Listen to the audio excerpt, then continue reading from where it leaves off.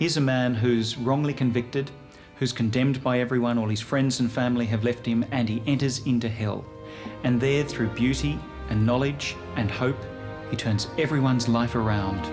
But above all, The Shawshank Redemption rekindled audiences with classical Hollywood. It has an emphasis on characters and storytelling, and a special something else that no one can put their finger on. Every now and then, a Shawshank Redemption is going to come along, and we'll talk about it forever. It's such a popular film. It was no surprise to me that that ended up in the top 10. And it is an inspirational film. And I thought that Stuart might think of it very often when he's facing Brian Lara on a good day. Better be in prison than bowl to Brian Lara. Possibly. It's a funny one, really, because this is the film that if you ask a cross-section of sportsmen what their favourite film is, it comes to their mind straight away. It's definitely a good film. I really enjoyed it. I watched it again today. I like a lot about it, and a lot of the phrases are used by my mates all the time, you know, get busy living or get busy dying. Yeah. That's a great line. But I don't know whether or not it's just a feel-good film or a great film. I think it's interesting that this film ends, if you haven't seen it, it ends with two men running towards one another on a beach in slow motion. You know, and it's embraced. They're sort of moving quickly. I think that's one of the things about the film, though, don't you? That to my mind, that it's possibly one of the things that has made it such a big success, is that it's a film that explores a male relationship, a male bond that actually isn't sort of driven by either a woman or some kind of stunt.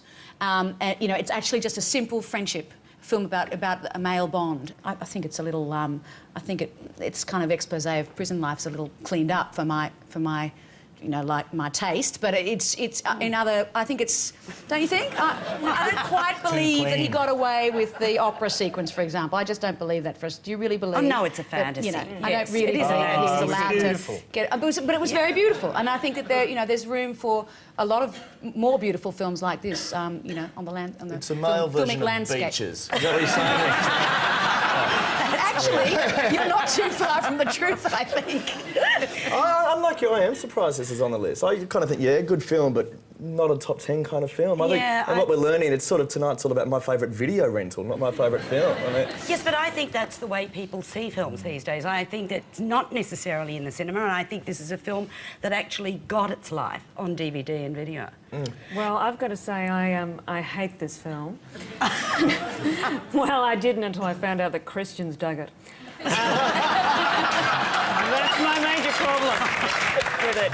And I must admit, actually, the first time I saw it, I didn't like it at all, and I thought it was way too sentimental. And yes, we do have some scenes that are pretty heavy going. I guess the second time I watched it much more as a kind of a fantasy or parable, and I wept like a baby.